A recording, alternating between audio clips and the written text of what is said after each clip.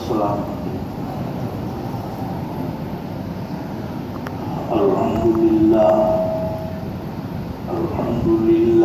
نحمده ونستعینه ونستغفره ونؤمن به ونتوکل علیہ ونعوذ باللہ من شرور انفسنا ومن سیئات اعمالنا من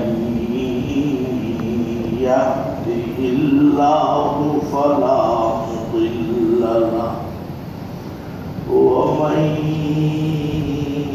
يضلله فلا هادي له ونشهد أن لا إله إلا الله وحده لا شريك له ونشهد أن سيدنا ونبينا ومولانا محمدا عبده ورسوله صلى الله تعالى على خير خلقه محمد وآله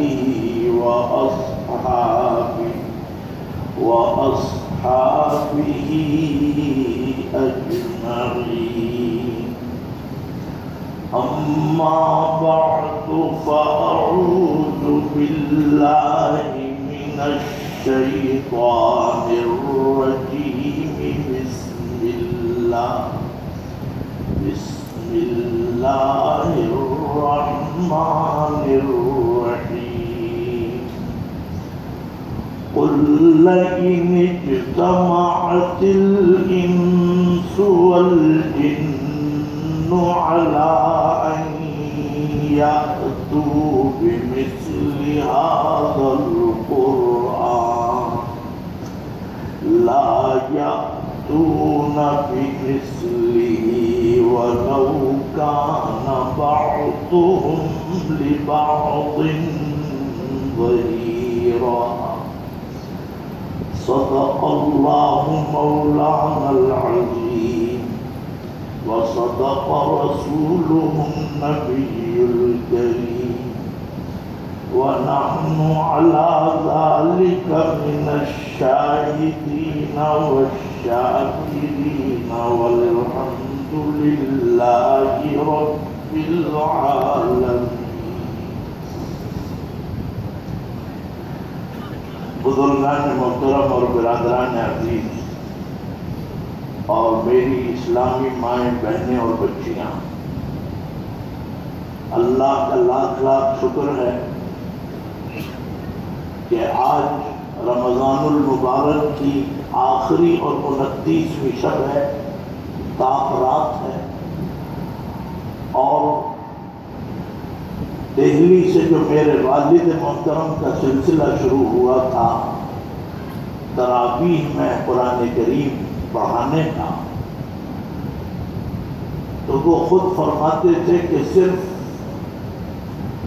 جس سال 1947 میں پاکستان بنا ہے 27ویں شب تھی. جیسا کہ آپ سب کے علم میں ہے اور بہت سے حضرات ہیں جو اس پر مضامین بھی لکھتے ہیں اور چھٹیوں کے مطالبے بھی کرتے ہیں، تو فرماتے تھے کہ اس سال سن 47 میں رمضان المبارک تھی اور 27ویں شب تھی جب پاکستان بننے کا اعلان ہوا. تو فرماتے تھے کہ پاکستان بننے سے 8 دن پہلے میرے والد محترم دہلی سے یہاں پاکستان اور پاکستان میں بھی کراچی میں بھی جیکب لگے، بیچ میں کوئی سلسلہ ٹوٹا نہیں. اس کا مطلب یہ ہے کہ الحمدللہ کہ کراچی سے ہمارا کتنا گہرا تعلق ہے. ہم میرپور خاص میں رہ کے کراچی نہیں آئے، ہم پنجاب کے کسی علاقے میں رہ کر ملتان میں رہ کے نہیں آئے، بلکہ دہلی سے اسپیشل ٹرین جب چلی ہے وہ خود فرماتے تھے، کیونکہ گورنمنٹ آف انڈیا کے بہت سے حضرات ان کے معتقد تھے، نمازی تھے، اور سب سے بڑھ کے میرے دایا مولانا عزیز الحق صاحب، اللہ تعالیٰ ان کی قبر کو نور سے بھر دے، وہ بہت بڑے ماشاءاللہ عہدے پر تھے۔ اسپیشل ٹرین سے یہاں تشریف لائے۔ میں نے عرض کیا کہ پاکستان اور پاکستان میں بھی کراچی میں بھی جا کر لائے۔ فرماتے تھے کہ اس سال قرآن کریم میں نے جلدی ختم کیا دہلی میں، اور پھر ہم پاکستان آ گئے، لیکن فرماتے تھے کہ ہمیشہ میرا معمول یہ تھا، اپنا فرماتے تھے کہ 29ویں شب میں قرآن کریم مکمل کرتے تھے، اور سن 79 میں انہوں نے آخری محراب اس مسجد میں سنائی ہے، اور بڑی قوت کے ساتھ، صحت کے ساتھ، صحت کا معیار بھی فرماتے تھے کہ میری صحت اگر پوچھتے ہو، اگر تمہیں میری صحت نظر آتی ہے تو فرماتے تھے میری داڑھی میں میری صحت ہے۔ داڑھی ایسی تھی کہ دیکھنے والے یہ سمجھ ہی نہیں سکتے تھے کہ ان کو کوئی بیماری ہے، کوئی کمزوری ہے، کچھ بھی ہے، اور میں بھائی داڑھی کی برکت سے لوگ مجھے طاقتور سمجھتے ہیں۔ تو خیر انہوں نے آخری محراب یہاں پر سنائی سن 79 میں، اور سن 80 سے میں آج تک سنا رہا ہوں اسی مصلے پر، اور میرا بھی معمول وہی ہے۔ یہ سعادت مجھے حاصل ہے کہ گویا میرا قرآن کریم بھی 29ویں شب میں مکمل ہوتا ہے۔ آج قرآن کریم 29ویں شب میں مکمل ہوا،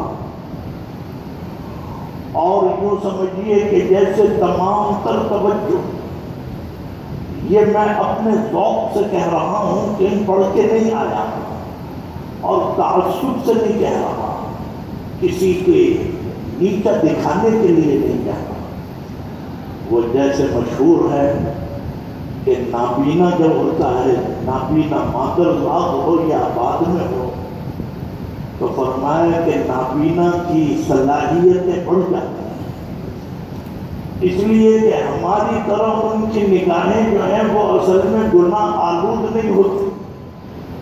ہم تو قدم قدم پر گناہ کر رہے ہیں، گناہوں سے گزر رہے ہیں، نامحرموں کو دیکھ رہے ہیں، اور نامحرم کے دیکھنے کی بات آئی ہے تو میں عرض کر دوں، اللہ تعالیٰ ہماری خواتین کو اپنے دین کی سربلندی کے لیے قبول فرمائے۔ کبھی کبھی خواتین کو یہ علم نہیں ہے، وہ یہ سمجھتی ہیں کہ مرد پابند ہیں کہ وہ عورتوں کو نہ دیکھیں، وہ سمجھتی ہیں کہ ہم پابند نہیں ہیں کہ مردوں کو نہ دیکھیں، حالانکہ فرمایا دونوں کے لیے، فرمایا کہ قُل لِّلْمُؤْمِنِينَ يَغُضُّوا مِنْ أَبْصَارِهِمْ، فرمایا کہ آپ اہل ایمان مردوں سے کہتے ہیں کہ اپنی نظریں نیچی رکھیں، اور عورتوں سے بھی کہا، فرمایا کہ وَقُلْ لِّلْمُؤْمِنَاتِ يَغْضُضْنَ مِنْ أَبْصَارِهِنَّ، عورتوں سے بھی کہتے ہیں کہ اپنی نظریں نیچے رکھیں۔ تو خیر میں کہہ رہا تھا کہ ہماری نگاہیں ہر وقت کے آلود رہتی ہیں گناہوں میں، تو اس وجہ سے ہماری وہ صلاحیتیں نہیں ہیں، لیکن جو نابینا ہوتے ہیں عام طور پہ اللہ تعالیٰ ان کے حافظے میں اضافہ فرما دیتے ہیں، ان کی صلاحیتیں بڑھ جاتی ہیں۔ یہ میں اسی وقت ایک مثال آ گئی تھی، میں اپنے ذوق سے یہ سمجھتا ہوں کہ آج پاکستان کی تقریباً تمام مسجدوں میں 2 روز پہلے 27ویں شب میں قرآن کریم سب جگہ مکمل ہو جاتے ہیں، مختلف شبوں میں مکمل ہوتے ہیں، اور ہوتے ہوتے 27ویں شب میں تقریباً سب نمٹ جاتے ہیں۔ ایک ہماری مسجد میں 29ویں شب میں ہوتا ہے، ایک شاید حضرت قاری شریف احمد صاحب رحمۃ اللہ علیہ سٹی اسٹیشن والے ان کے ہاں بھی ہوتا تھا، میرے ماموں مولانا شمس الحسن تھانوی ان کے ہاں بھی 29 کا ہوتا تھا، اب مجھے نہیں پتا کہ وہ کیا ہے۔ تو میں یہ سمجھتا ہوں کہ جب سب جگہ قرآن کریم مکمل ہو گئے ہیں، آج اللہ تعالیٰ کی تمام تر توجہ اور جتنے بھی انوار و برکات ہیں وہ آج کی اس محفل کی طرف ہے، اس لیے کہ سب جگہ سے یہ سلسلے نمٹ گئے۔ تو آج کی اہمیت بڑی زیادہ ہے۔ یہ آخری قرآن کریم مکمل ہوا، رمضان المبارک کا یہ مصلح آج مکمل ہوا ہے، اس لیے یہ بہت اہم ہے۔ تو میں بہرحال آپ کو بھی مبارکباد پیش کرتا ہوں، اللہ کا شکر ادا کرتا ہوں کہ اللہ نے قرآن کریم کو تکمیل تک پہنچا دیا۔ ہم کیا ہیں جو کوئی کام ہم سے ہوگا، ہم کیا ہیں جو کوئی کام ہم سے ہوگا، جو کچھ کے ہوا کرم سے تھے۔ یہ سب اللہ کا کرم ہے جو اللہ نے ہمیں اور آپ کو آج اس منزل تک پہنچا دیا۔ اور میں نے عرض کیا تھا کہ میرے اوپر جو گریہ تاری ہوتا ہے، کبھی جلدی کبھی بیچ میں، آج بالکل ہی آخری رکعت۔ بعض لوگ سمجھتے ہیں مولوی صاحب شاید نمازیوں سے متاثر ہو کے رونے لگتے ہیں، ہو سکتا ہے، لیکن میری اپنی کیفیت اس لیے ہوتی ہے، میں یہ سمجھتا ہوں کہ یہ پورا مہینہ سورہ فاتحہ کی تکرار ہوتی رہی، کتنی مرتبہ سورہ فاتحہ پڑھی، اے اللہ اس سورہ فاتحہ کو امت کے حق میں قبول فرما دے۔ مجھے یہ ملال ہوتا ہے، اس کا رنج ہوتا ہے کہ اب یہ سورہ فاتحہ تسلسل سے اور تکرار سے پڑھنے کا سلسلہ ختم ہو رہا ہے۔ قرآن کریم کی آوازیں جو گونج رہی تھی مسجدوں میں، مصلوں پر، وہ بھی ختم ہو رہی ہے۔ بس مجھے وہ خیال آ جاتا ہے، وہ جو نعت رسول مقبول صلی اللہ علیہ وسلم کا وہ شعر ہے، فرمایا کہ ایک نظر دیکھ لو پھر گنبد خضرا کو حمید، ایک نظر دیکھ لو پھر گنبد خضرا کو حمید، منظر خاصی پھر پیش نظر ہو کہ نہ ہو۔ اس کا مطلب یہ ہے کہ اب یہ آج کی جو کیفیتیں ہماری ہیں، میں بہت مختصر عرض کروں گا، اس لیے کہ میں اگر یہ باتیں نہ کروں، یہ تو سعادت ہے جو آپ دیکھ رہے ہیں کہ نعتیں ماشاءاللہ اچھی خاصی ہو جاتی ہیں، اور مجھے یہ بھی خیال آتا ہے کوئی کہنے صاحب نعتیں کچھ زیادہ ہی ہونے لگی، کیا مطلب ہے؟ سعادت کی بات، نعتیں پڑھنا، نعتیں سننا اور نعت لکھنا، یہ سب کی سب بہت بڑی سعادت ہے جو اللہ جس کو عطا فرما دے، اور اللہ تعالیٰ ان کے حق میں قبول فرما دے۔ لیکن بہرحال آج بہت سے لوگ اور خواتین اس لیے ہیں کہ بھئی آج ہم کچھ بیان بھی سن لیں اور اصل مقصد جو ہے وہ دعا کرنا، تو میں اس لیے زیادہ لمبی چوڑی بات نہیں کروں گا۔ ایک تو یہ ہے کہ میرے والد فرماتے تھے کہ بھئی یہ محفل اب انجام کو پہنچ رہی ہے، یہ قرآن کی محفل ہے، یہ گویا کہ قرآن کی برادری ہے۔ اور میں پہلے بھی عرض کر چکا ہوں، بہت سے حضرات تشریف لاتے ہیں، چیمے گوئیاں بھی ہوتی ہیں، بعض باتیں بھی کرتے ہیں، میں ان سے کیا درخواست کروں کہ بھئی یہ باتیں مت کیا کریں، نہ کریں تو اچھا ہے، اور کرتے ہیں تو میرے منہ پہ آ کے مجھے پہنچانے کی ضرورت ہے، ہم بے نیاز ہیں ان باتوں سے۔ یہ تو ہم بھی جانتے ہیں کہ ہم نے اسی مسجد میں عرض کرتا تھا آپ کے سامنے پہلے بھی کہ سردیوں کے رمضان ہوتے تھے، اور ابھی وہ لوگ زندہ ہیں، وہ بیٹھے ہیں، میری ہی طرح ان کے بھی بالوں میں سفیدی آ گئی ہوگی۔ تو مجھے یاد ہے سن 67 میں 67 میں میں نے پہلا سپارہ پڑھا تھا شبینے میں 17واں سپارہ، سن 67 میں میری عمر 11 سال تھی۔ تو اس زمانے میں سردیوں میں رمضان آتے تھے، یہی محراب میں میرے والد کھڑے ہو کے تراویح پڑھاتے تھے۔ اب ذرا سننے کی بات ہے یہ، آپ کہیں گے کہ بھائی یہ مناظر کہاں چلے گئے؟ میں سامنے جو اوپر کی منزل ہے، میں یہاں تراویح پڑھتا تھا اکثر، اور میں یہیں پہ مجھے والد صاحب نظر بھی آتے تھے۔ یہ ہمارے بچے تو اتنے بہادر ہیں کہ بالکل آگے پیچھے پھرتے ہیں۔ ہم اپنے والد سے اس لیے نہیں کہ وہ کوئی بڑے ڈراؤنی شکل کے تھے، ہماری ہمت اتنی زیادہ نہیں ہوتی تھی کہ ان کے قریب رہیں۔ اب آپ خود سوچئے کہ میرے اوپر ان کی نظر خاص تھی، اس کے باوجود میں وہاں پہ تراویح پڑھا۔ تو میں نے یہ منظر اپنی آنکھوں سے دیکھا ہے، مسجد کا ہال بھرا تھا، اوپر کے سارے دالان بھرے ہوئے، برآمدہ بھرا ہوا، اور یہ جو دو سامنے جو یہ برآمدے ہیں، یہ مؤذن صاحب کے دروازے سے لے کے قاری محفوظ الحق صاحب کے، قاری صاحب کا ہمیشہ درجہ جو ہے وہ عورتوں کے لیے رہا۔ یہ ایک خاتون نے تعمیر کرایا تھا، اللہ تعالیٰ ان کی مغفرت فرمائے۔ یہ برآمدہ نیچے کا بھرا ہوا ہوتا تھا عورتوں سے، اوپر کا برآمدہ عورتوں سے بھرا ہوا ہوتا تھا، اور باہر صحن تک نمازی ہوتے تھے، اور بڑی بڑی شخصیتیں، حکیم سعید آتے تھے، حکیم بقائی آتے تھے، اور بہت سے حضرات، بڑے بڑے نام اس وقت ذہن میں نہیں ہیں، یہ سب یہاں تراویح پڑھتے تھے۔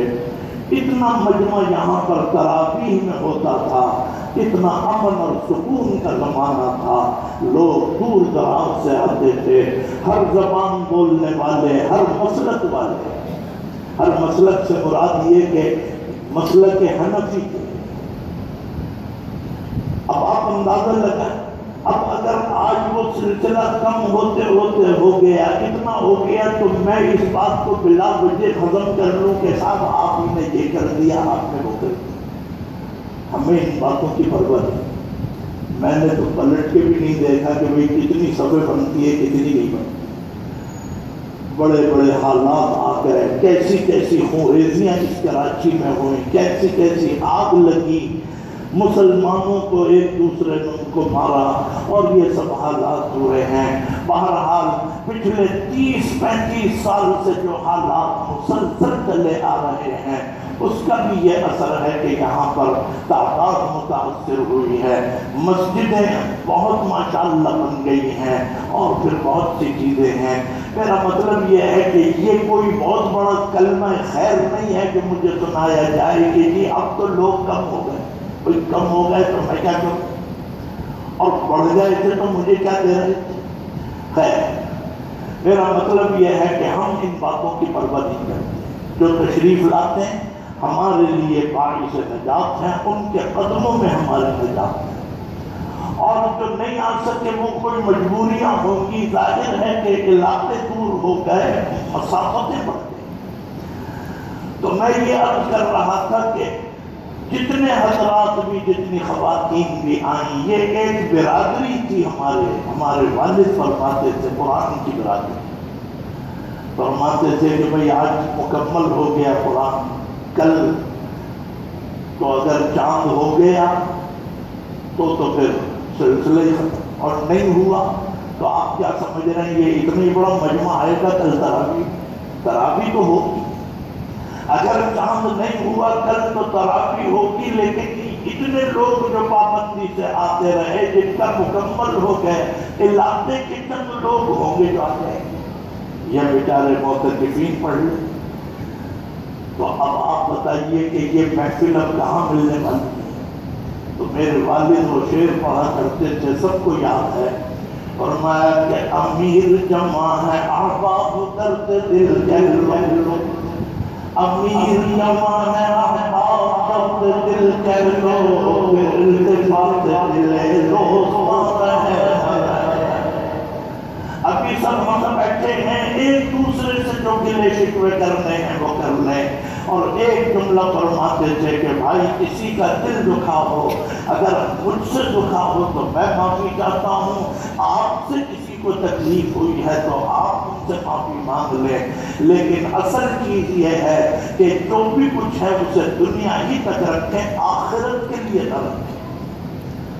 اس لیے کہ اللہ تعالیٰ فرمائیں گے کہ ہم نے تو تیرا معاملہ صاف کر دیا، لیکن ایک بندے کا حق تیرے اوپر ہے، اس سے معاف کرا لے، تیری منزل آسان۔ تو فرمایا کہ آخرت کے لیے اٹھا کے نہ رکھیں، یہیں پر چھوڑ دے، یہیں ختم کریں۔ بہرحال میں نے یہ بات اس لیے عرض کی ہے، آج یہ قرآن کی برادری بیٹھی ہے اور اب یہ ختم ہو جائے گی، منتشر ہو جائے گی۔ میں نے قرآن کریم کی ایک آیت پڑھی ہے، بہت مختصر عرض کروں گا۔ فرمایا کہ قُلْ لَئِنِ اجْتَمَعَتِ الْإِنسُ وَالْجِنُّ عَلَىٰ أَن يَأْتُوا بِمِثْلِ هَٰذَا الْقُرْآنِ لَا يَأْتُونَ بِمِثْلِهِ۔ بھئی یہ کون کام کر رہے ہیں حبیب صاحب؟ بھئی یہ نہ کریں، مجھے یہ اتار چڑھاؤ پسند نہیں، اور اتنی دیر آواز میں پتہ بھی نہیں چلتا۔ بہرحال آپ اس کو زیادہ اچھا سمجھتے ہوں گے، مجھے اس سے ذرا کوفت ہوتی ہے۔ میں نے عرض کیا، کم کے نہیں چاہا، بہت آواز دے رہے، میں نے عرض کیا کہ قرآن کریم کی یہ آیت اللہ تعالیٰ حضور اکرم صلی اللہ علیہ وسلم سے فرما رہے ہیں، قل کے معنی آپ فرما دیں، بتا دیں، سنا دیں۔ فرمایا کہ اگر جنات اور انسان سب کے سب جمع ہو جائیں، اب آپ غور کیجیے گا، میں اس آیت پہ پہلے بھی بیان کر چکا ہوں 29ویں شب میں، اس سے تو مجھے بحث نہیں کہ بھئی کب ہوا تھا کب نہیں، لیکن یہ بڑی اہم آیت ہے میرے نزدیک، اور یہ اتنی اہم ہے کہ کبھی کبھی حافظوں کے لیے بھی ضرورت ہے۔ یہ مطلب نہیں ہے کہ حافظ جب ہو گئے تو صاحب بس انہیں کون کہے کہ یہ تو نہیں حافظ قرآن ہے۔ حافظ قرآن جو ہے یہ بھی کبھی کبھی جیسے پولیس والے لائن میں لگتے ہیں ایسے یہ بھی لگوانا پڑتا ہے، کیا لفظ ہے وہ میں نہیں لینا چاہتا۔ حافظ قرآن ہے، لیکن قرآن کے حافظ ہونے کے بعد بھی ضرورت ہے کہ یہ بھی سنیں۔ اللہ تعالیٰ فرماتے ہیں کہ آپ یہ کہہ دیجئے، امت کو سنا دیجئے قیامت تک کے لیے، اگر سارے جنات اور سارے انسان جمع ہو جائیں، اور اگر کا جب لفظ ہے تو اس کا مطلب یہ کہ مفروضہ ہے، اگر جمع ہو جائیں اس کا مطلب یہ کہ اگر ابھی جمع ہوئے تھے، میں ساتھ ہی ساتھ جواب بھی دے رہا ہوں، اگر جمع ہو جائیں قُلْ لَئِنِ اجْتَمَعَتِ الْإِنسُ وَالْجِنُّ، اور اس بات کے اوپر یہ طے کر لیں کہ ہم ایسا ہی قرآن لے کر آئیں گے، ایسا قرآن بنائیں گے، ایک دوسرے کا ساتھ دیں گے، جیسے سیاسی اتحاد بنتے ہیں، وہ جو بنتے ہیں کہ صاحب وہ آنمتی نے کنبہ جوڑا، ہاتھ میں ہاتھ ڈال کے وہ کھڑے ہوتے ہیں، یکجہتی کا مظاہرہ۔ اگر ایسا ہی کوئی اتحاد ہو جائے جو کہ ابھی تک ہوا نہیں، فرمایا کہ اگر سب اس پر متحد ہو جائیں کہ بھئی جو ہمارے لائق کام ہوگا وہ ہم کریں، آپ کہیے کہ جو ہمارے لائق ہوگا، ہر شخص اپنا اپنا حصہ ڈالے۔ انسان ہی اگر دیکھ لے تو بہرحال ایک بہت بڑی طاقت تو بنتی ہے، اگرچہ ہمارا ایمان اور عقیدہ یہ ہے کہ طاقت صرف اللہ کی ہے، بندوں کی طاقت کی کوئی حیثیت نہیں۔ عوام کی طاقت کو طاقت سمجھنا یہ بہرحال یہ خلاف شریعت ہے، اس لیے کہ سب سے بڑی طاقت اللہ کی ہے، اور اگر انسان بھی طاقت سمجھے جاتے ہیں تو آپ دیکھ لیجئے کہ صرف اور صرف انسان سب نے. اگر آپ اپنے ملک میں بھی جمع کرنا چاہیں انسانوں کو تو آپ کیا سمجھتے ہیں کہ کیا شہر کے، علاقے کے، صوبے کے، ملک کے سب جمع ہوتا ہے؟ کوئی جمع نہیں. یہ 29ویں شب کا اجتماع ہے، پرسوں 27ویں شب کا تھا. کیا آپ سمجھتے ہیں کہ پورا کراچی امٹ کے آ گیا تھا؟ نہیں. کیا پورا سندھ آ گیا تھا؟ پورا ملک آ گیا تھا؟ صرف کراچی کے وہ لوگ ہیں جو بہرحال جانتے ہیں کہ بھئی 27 کا پروگرام ہوتا ہے، 29 کا ہوتا ہے، اور خواتین بھی بیچاری ذوق اور شوق سے آتی ہیں. بہت سی نہیں آتی، بہت سو کو علم ہی نہیں ہے، اور بہت سے جو آ گئے. اس کا مطلب یہ ہے کہ یہ اتنے لوگ بھی اگر جمع ہو جائیں تو یہ بھی ایک طاقت تو ہے. اگر ان سے ہم یہ کہیں کہ جی مالی مدد کرنی ہے آپ کو مدرسے کی تو بہت بڑی رقم جمع ہو جائے، اس لیے کہ یہ اچھے خاصے لوگ. اگر میں یہ کہوں کہ صاحب ہمیں چل کے کہیں دین اور شریعت کے قائم کرنے کے لیے اپنی ذرا قوت کا مظاہرہ کرنا ہے تو اتنے لوگ کام ہیں.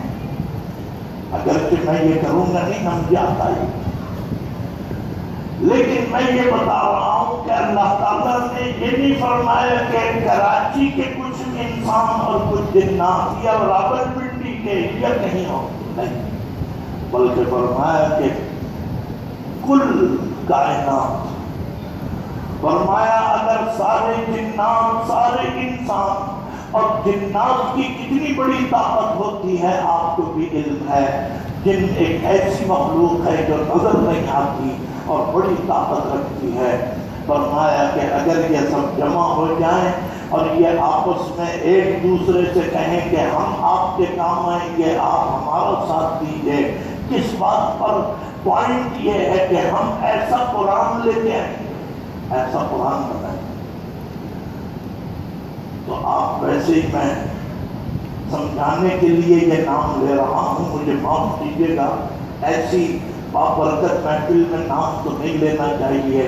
جب اللہ تعالیٰ کی یہ آیت قرآن کی میں اس وقت سنا رہا ہوں تو اس میں امریکہ کا صدر اوباما بھی تو شامل ہے، وہ بھی آ جائے، اور وہ آ گیا تو پھر تو بہت بڑی طاقت. لیکن فرمایا، اللہ تعالیٰ فرماتے ہیں آپس میں ایک دوسرے سے بھی اگر طے کر لیں کہ صاحب ہم ایک دوسرے کا ساتھ دیں گے، پیسہ چاہیے، وسائل چاہیے، دماغ چاہیے، زبان چاہیے، ترجمہ چاہیے، جو بھی کچھ ہے، فصاحت اور بلاغت بھی ہے، ہم ایک دوسرے سے شیئر کریں. سبحان اللہ. میں بڑے آپ زور شور سے سبحان اللہ کہتے ہیں، جب میں یہ جملہ کہوں تو آپ واقعی سبحان اللہ کہیے گا. آپ اندازہ لگائیں، اللہ تعالیٰ فرماتے ہیں اگر یہ ایسا قرآن لانا بھی چاہیں تو ہم پہلے تمہیں بتاتے ہیں کہ یہ لا نہیں سکتے، اس لیے کہ یہ کتنی ہے اپنا زور لگا لیں، کتنی صلاحیتیں دکھا لیں. بلکہ میں ایک بات بڑی شد و مت سے اور ذمہ داری سے کہتا ہوں، زور لگانے کی بات نہیں. میرا خیال ہے کہ ابھی تک کسی نے یہ ارادہ بھی نہیں کیا، جس کو کہتے ہیں نا کہ جی بلا مقابلہ جیت گئے، کوئی مقابلے پہ آئے نہیں. حالانکہ کوئی مشکل نہیں ہے ان کے لیے، سب کچھ ان کے ہاتھ میں، ساری دنیا کی بینکنگ، سارا پیسہ یہودیوں کے ہاتھ میں ہے، عیسائیوں کے پاس ساری ٹیکنالوجی ہے، اور امریکہ اور برطانیہ اور یہ سارے کے سارے دشمنان اسلام، میں سربراہان کی بات کرتا ہوں، یہ سب کے سب جو ہے طاقت میں ہیں. اور پھر ان کی خوش نصیبی کہیے یا بد نصیبی کہ ممالک اسلامیہ کے جو اصل میں وزرائے اعظم ہیں وہ بھی ان کے بالکل ہاتھوں میں چلتے ہیں.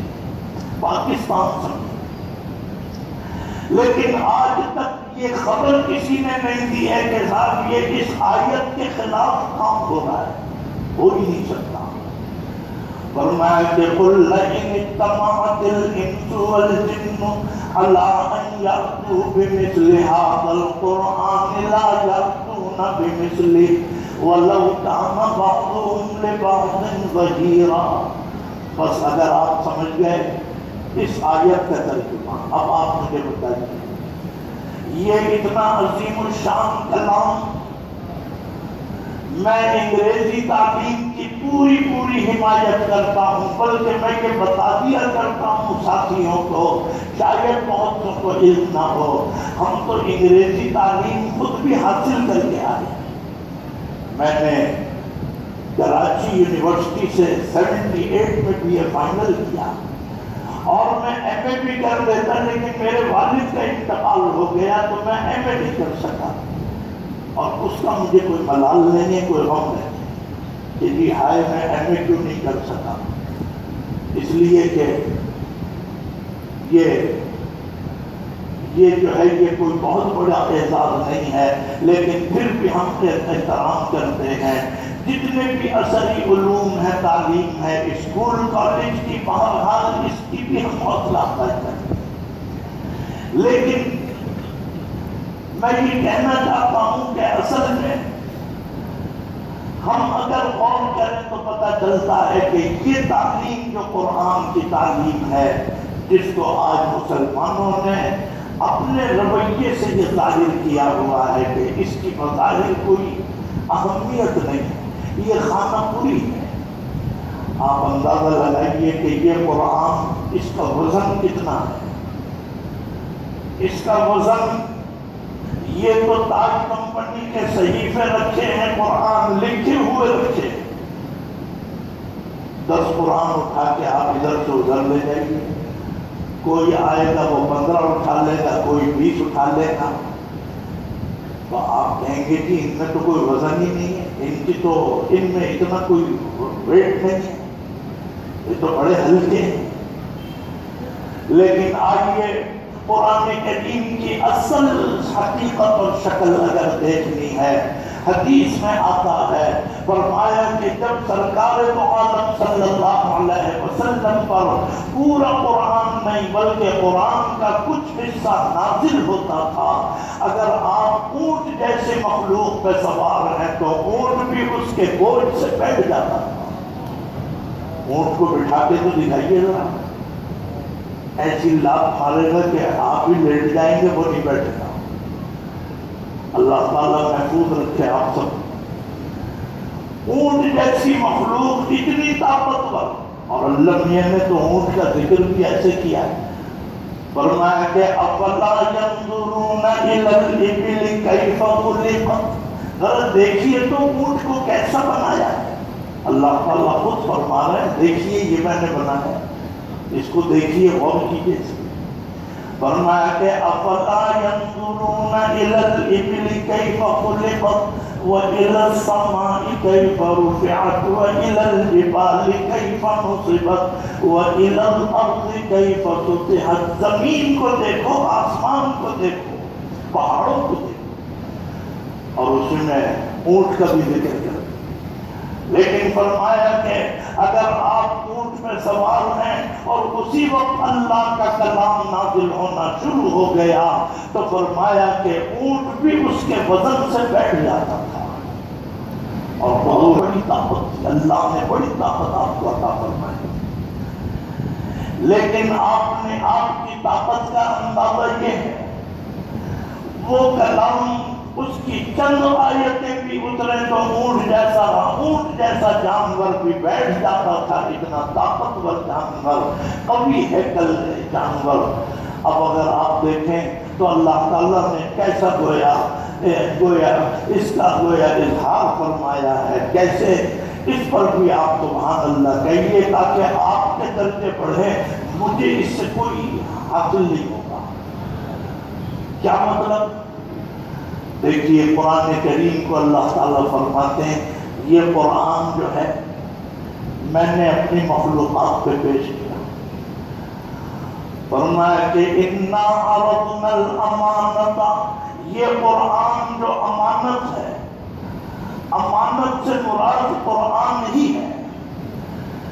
اس قرآن کو جب میں نے اپنی مخلوق پہ پیش کیا، مخلوق بھی تو دیکھو کتنی بڑی، فرمایا کہ اِنَّا عَرَضْنَا الْأَمَانَةَ عَلَى السَّمَاوَاتِ وَالْأَرْضِ وَالْجِبَالِ فَأَبَيْنَ أَن يَحْمِلْنَهَا وَأَشْفَقْنَ مِنْهَا، فرمایا کہ جب ہم نے اس قرآن کو آسمانوں سے کہا کہ بھئی آپ سنبھال لیں، زمین سے کہا کہ بھئی تم بڑی طاقتور ہو، اتنے بڑے بڑے پہاڑ اپنے سر پہ لے تم سنبھال لو، پہاڑوں سے یہ کہا کہ تم بھی بڑے طاقتور ہو ہماری مخلوق میں، بھئی تم سنبھال لو قرآن لے لو۔ فَأَبَيْنَا، ترجمہ جا کے کسی بھی پروفیسر بہت بڑے عالم سے بھی پوچھ لیجئے، وہ بتائیں گے کہ ابینا کے معنی ہے انہوں نے انکار کر دیا۔ ابا کے معنی انکار، اسی لیے کہا جاتا ہے ابا، ارے صاحب انہوں نے تو انکار کر دیا۔ فرمایا کہ وَإِذْ قُلْنَا لِلْمَلَائِكَةِ اسْجُدُوا لِآدَمَ فَسَجَدُوا إِلَّا إِبْلِيسَ أَبَىٰ، جب اللہ میاں نے کہا کہ بھئی آدم کو سجدہ کرو ملائکہ، تو سارے ملائکہ نے سجدہ کر لیا، لیکن ابلیس نے انکار کر دیا، کہتا میں نہیں کرتا۔ اب آپ سمجھے فَأَبَيْنَا، سب نے انکار کر دیا کہ نہیں صاحب ہم ہمارے بس کا دیں گے، اور یہ دیانتداری کی بات ہے، یہ جان چھڑانے والی بات نہیں ہے۔ اب اللہ تعالیٰ فرما رہے ہیں کہ اب ذرا دیکھو کس نے آگے پڑھ کے یہ کام کیا۔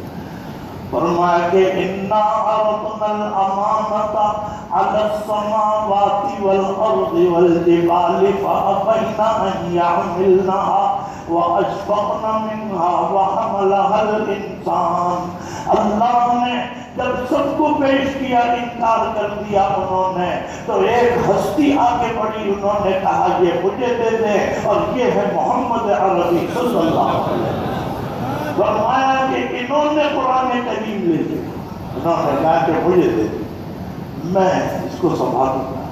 اللہ تعالی ہمیں حضور کی معیت اور شفاعت نصیب فرمائے۔ کتنا عظیم الشان بھاری برکت کلام، پہاڑ ڈر گئے، آسمان کانپ گیا، زمین نے کہا نہیں میرے بس کا نہیں۔ میرے دوستوں اور بزرگوں، ہم امتی بھی ہیں اور عاشق بھی ہیں سرکار دو عالم صلی اللہ علیہ وسلم کے، ذرا سوچئے تو آپ کا مقام اور مرتبہ کتنا ہے۔ علامہ اقبال کا ایک شعر سنا دوں، مقام کے اوپر مجھے یاد آیا امت کا مقام کیا ہے۔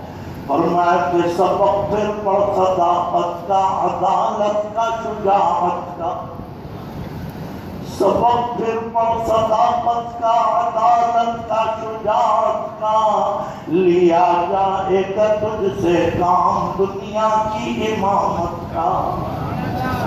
ہمیں امام بنایا ہے، فرمایا آپ امام الانبیاء ہیں، تو اللہ نے ہمیں گویا انسانوں کا اور امتوں کا امام بنایا ہے، فرمایا ہم امام الامم۔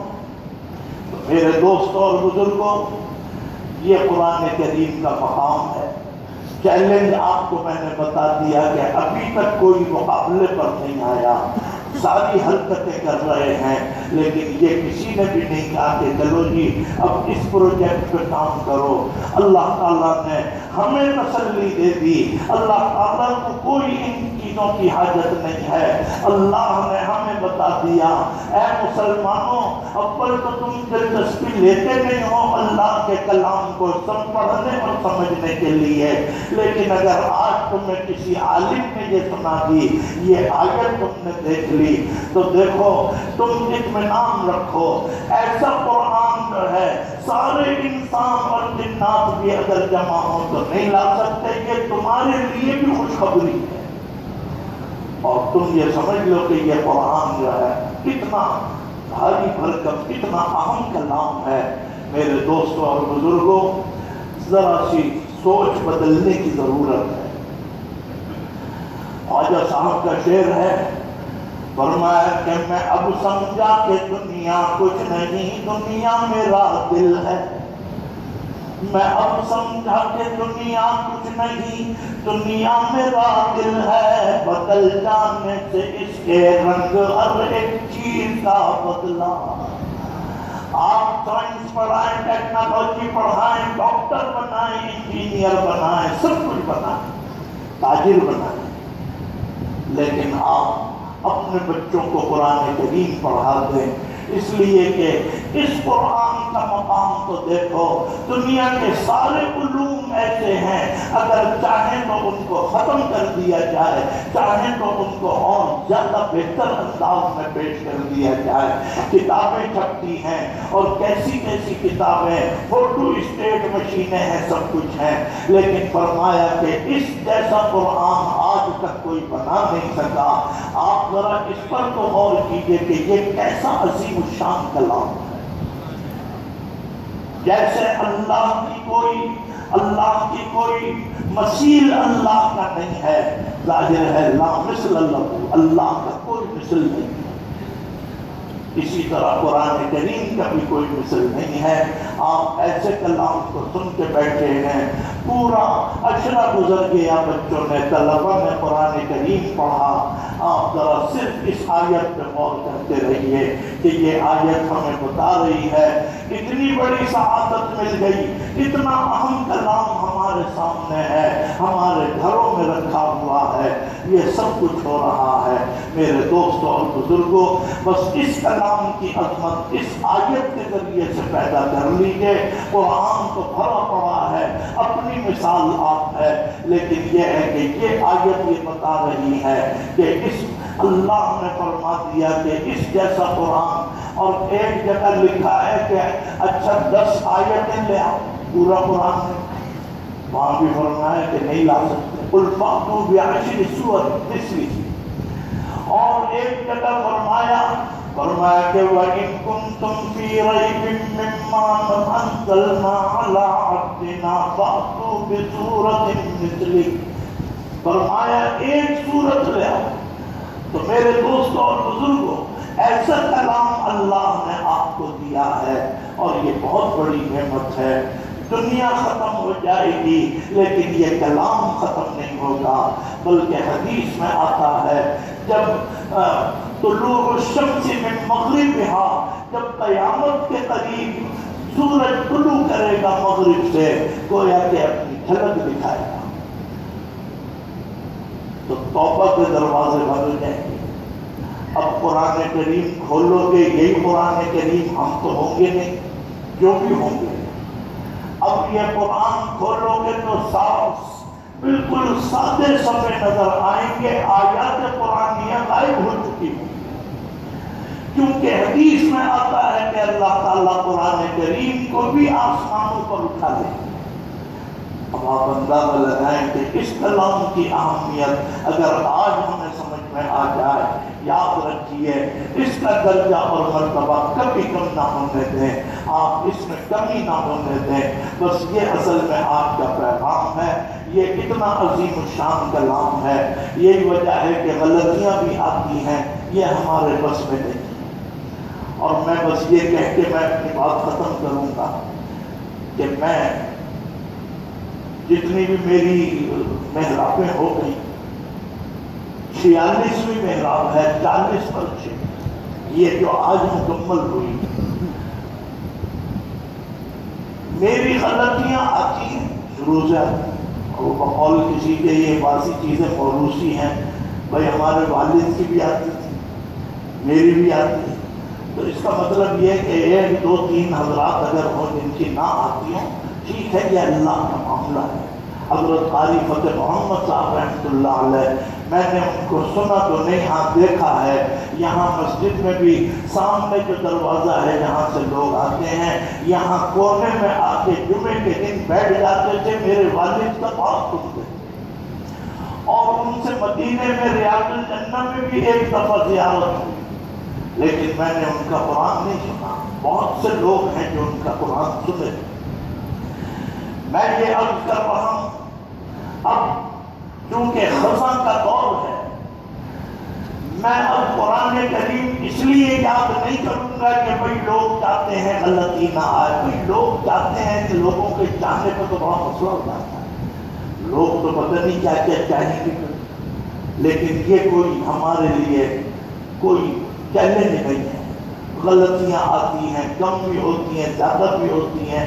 2 دفعہ میں قرآن کریم سناتا ہوں، جب میں صبح 10:30 بجے سناتا ہوں تو اس میں جو بھی غلطیاں آتی ہیں، جب میں عصر کے بعد سناتا ہوں تو کیا وہاں غلطیاں آئیں تھی، وہاں نہیں آئیں، کوئی اور نہیں۔ اور جب تراویح میں سناتا ہوں تو وہ جو صبح اور عصر میں جو غلطیاں آئی تھی وہ یہاں نہیں آتی، کوئی اور نہیں۔ تو اس کا مطلب یہ ہے کہ میں ویسے ہی اتنی ذمہ داریاں ہیں، تو میں ایک بات عرض کرنا چاہتا تھا، وہ یہ ہے بھائی میں قرآن اس لیے تو اب پکا کروں گا نہیں کہ میری غلطی نہ آئے، لیکن اب میری کوشش بھی ہے، دعا بھی ہے، اے اللہ اتنا قرآن میرا پکا کر دے کہ میں صراط مستقیم پر پل صراط کے اوپر چڑھتا چلا جاؤں اور پڑھتا چلا جاؤں۔ اپنی نجات کے لیے میرا قرآن پکا کر دے، تراویح کے لیے مجھے اس کی حاجت۔ اب تو اتنا قرآن محفوظ ہو جائے، پکا ہو جائے کہ جب حدیث میں آتا ہے اللہ تعالیٰ فرمائیں گے کہ میاں تمہارا مقام جنت میں وہ ہے، پڑھتا جا اور چڑھتا جا۔ اللہ تعالیٰ ہم سب کو اتنا پکا حافظ بنا دے کہ آخر تک چلے جائیں، یہ کوشش ہے۔ اب یہ کہ میں صبح شام پڑھوں اور یاد کروں، یہ میرے پیش نظر نہیں ہے۔ بہرحال یہ سب کچھ اللہ کا کرم ہے جو ہو جاتا ہے۔ میرے دوستوں اور بزرگوں، آج 29ویں شب ہے، تاک رات ہے۔ ایک بات بس کہہ دوں تاکہ آپ حضرات کے جذبات بھی تیار ہو جائیں۔ ایک بزرگ کا واقعہ سنا دوں۔ وہ اٹھے تہجد میں نماز کے لیے، خادم بھی ہے۔ جب وہ نماز کے لیے تہجد کے لیے وضو کر رہے ہیں تو ایک آواز آئی، غیب سے آواز آئی کہ وہ فلاں نے تیری عبادتیں بے ڈھنگے طریقے پر، تو کیا یہ عبادتیں کر رہا ہے، یہ تو قابل قبول ہی نہیں ہے۔ پھر یہ وضو کرتے رہے، تہجد پڑھی، پھر فجر کی نماز پڑھی۔ اگلے روز اٹھے، شیخ سعدی نے لکھا یہ واقعہ، فرمایا اگلے روز اٹھے تہجد میں اور وہ خاتم جو ہے وضو کرانے کے لیے اٹھا، پھر آواز آئی کہ اے فلاں نے تیری کوئی عبادت قابل قبول نہیں۔ خاتم سن رہا ہے، وضو بھی کرا رہا ہے، یہ خاموش ہے، وضو کر رہے ہیں، اپنی نماز پڑھ رہے ہیں۔ تیسرے دن آواز آئی، اے فلاں نے تیری ساری عبادتیں رد کرنے کے قابل ہیں، کوئی فائدہ نہیں۔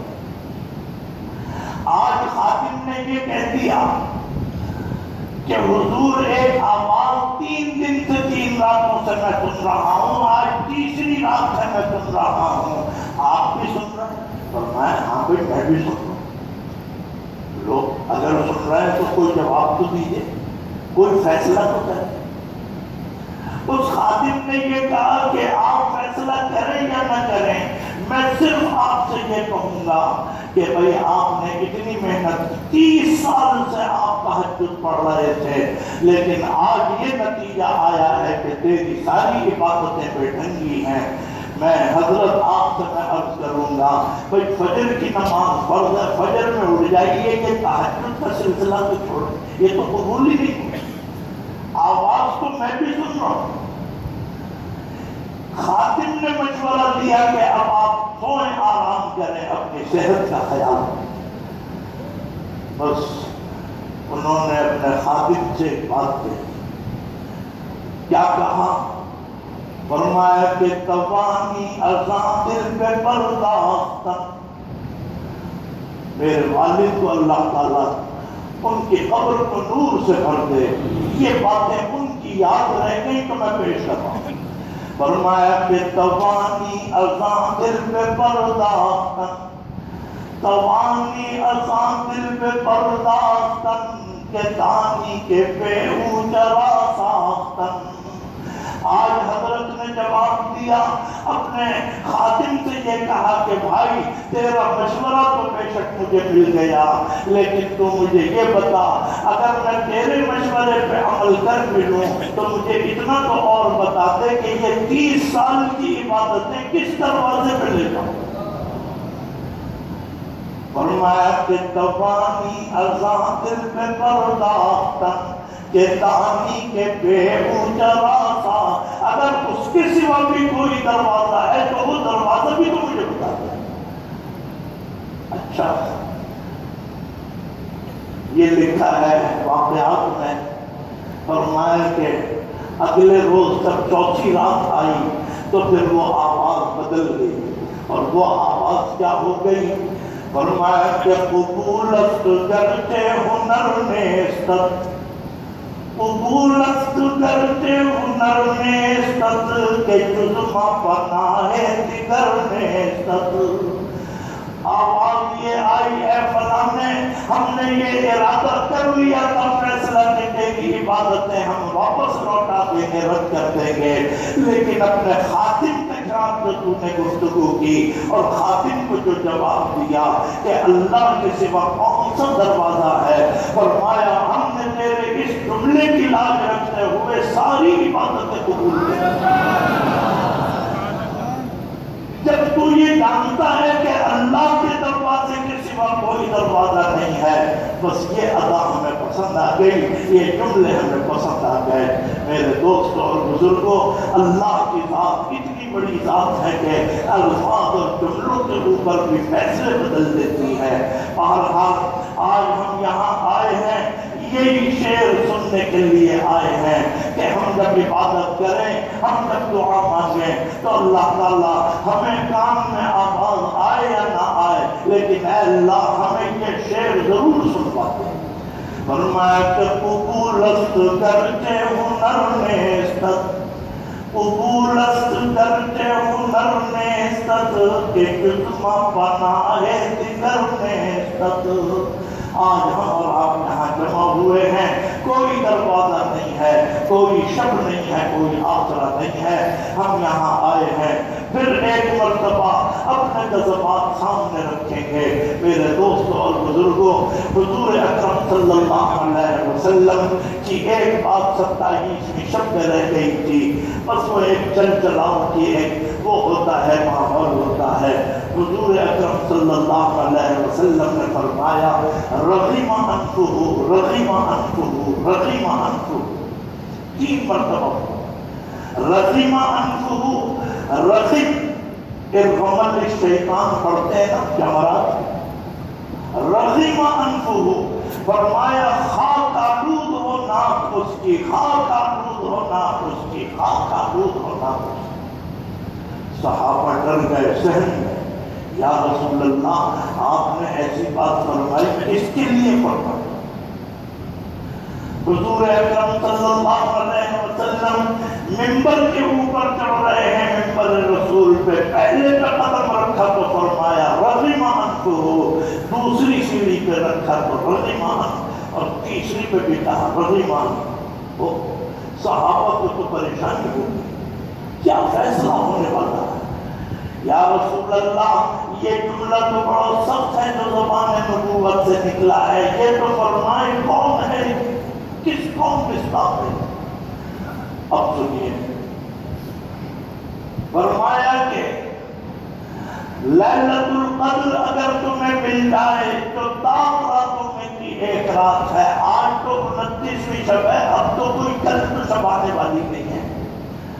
فرمایا کہ لیلۃ القدر اگر وہ شخص کہ جو اپنے ماں باپ کو بڑھاپے کی عمر میں پائے اور ان کی خدمت نہ کرے، اللہ میں کہتا ہوں کبھی ہم بھی طاقتور تھے، ایک مرتبہ رات کو والدہ نے مجھے اور وہ جو میرا بھائی تھا شام اللہ، ہم دونوں کو اٹھایا اور یہ کہا کہ بھئی اپنے والد کو جا کے دیکھو۔ ہم نے جو دیکھا تو وہ زمین پہ یعنی وہاں قالین پہ بیٹھے ہیں، آلتی پالتی وہاں، رات کے 2:30-3 بجے مجھے اور وہ شام کو اٹھا کے لگے۔ تو خیر وہ پتہ یہ چلا کہ ٹانگوں نے جواب دے دیا، یہ انتقال سے بھی 5 سال پہلے ہوا اور اٹھنے کی طاقت نہیں ہو رہی۔ ہم نے بہرحال دونوں نے ان کو پکڑ کے اٹھایا اور ہم ان کی ٹانگیں بھی دباتے تھے۔ اللہ تعالیٰ ہمیں اس کا اجر عطا فرما دے۔ لیکن میں عرض یہ کر رہا تھا کہ کبھی ان پہ جوانی تھی تو بہرحال انہوں نے اپنے بڑوں کی خدمت کی، اور پھر وہ بڑھاپے میں آئے تو ہمیں اللہ نے تو آج ہم اس منزل میں آئے ہیں. اللہ تعالیٰ میرے بچوں کو بھی قبول فرمائے. یہ دونوں میں سب تینوں چاروں میری خدمت کرتے ہیں، خاص طور پہ اہتمام اور تنظیم. اللہ تعالیٰ ان کو اجر عطا فرمائے. میں نے عرض حضور فرماتے ہیں کہ خاک آلود ہونا اس کی یعنی برباد ہو جائے، مطلب یہ ہے وہ شخص آج کی رات میں محروم ہو جائے گا کہ جس کے ماں باپ بڑھاپے میں آ گئے. ضرورت ہے کہ ان کے جسم اور بدن کی خدمت کریں، لیکن آج اولاد ان کی طرف توجہ نہ کرے. فرمایا کہ سمجھ لینا آئے تو تم لیلۃ القدر میں خالی ہاتھ ہو. اللہ تعالیٰ ہمارے سب کے اس کوتاہی کو معاف فرمائے، ماں باپ کی خدمت کی توفیق عطا فرمائے. اور فرمایا کہ دوسرا شخص وہ ہے کہ جو نامی سنے سرکار دو عالم صلی اللہ علیہ وسلم کا اور پھر درود نہ بھیجے.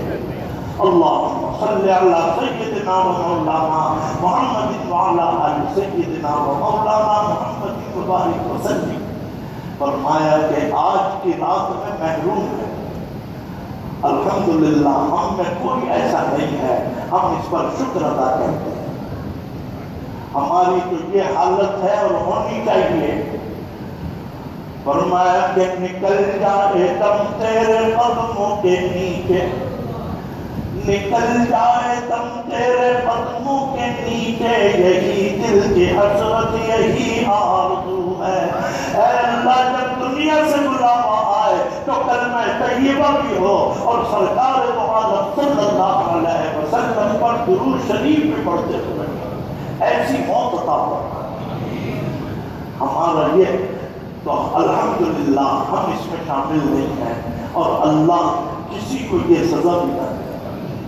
کوئی مسلمان ہو نہیں سکتا ایسا جو درود نہ پڑھے. تیسرا رہ گیا. فرمایا کہ تیسرا شخص جو برباد ہو گیا، لیلۃ القدر سے محروم ہو گیا. 3 دفعہ فرمایا تھا، 2 کا ذکر ہو گیا، تیسرا سن لیجیے. بس یہی ہے اصل سب سے بڑی اہم بات ہے جو میں عرض کر دوں. فرمایا کہ اگر آج کی شب میں اگر یہ اپنی مغفرت کرا کے نہ اٹھے تو سمجھ لینا کہ یہ شب برباد ہو گیا. فرمایا کہ وہ شخص کے جو لیلۃ القدر میں آئے اور اپنی مغفرت کرا کے نہ جائے، بس سمجھ لو کہ وہ بھی برباد ہو گیا. میرے دوستوں اور بزرگوں، اے اللہ ہم آ تو گئے ہیں، انشاءاللہ اب ہم اس طرح آپ کا ذکر کریں گے. ہمیں یقین ہے اللہ تعالیٰ ہمیں سب کی ہماری مغفرت کا فیصلہ کرنا. بہرحال یہ چند باتیں میں نے عرض کر دی. اب ہم اور آپ سب مل کے وہ خواجہ صاحب کے اشعار پڑھ لیتے ہیں. بس یہ اصل میں یہ ہمارے لیے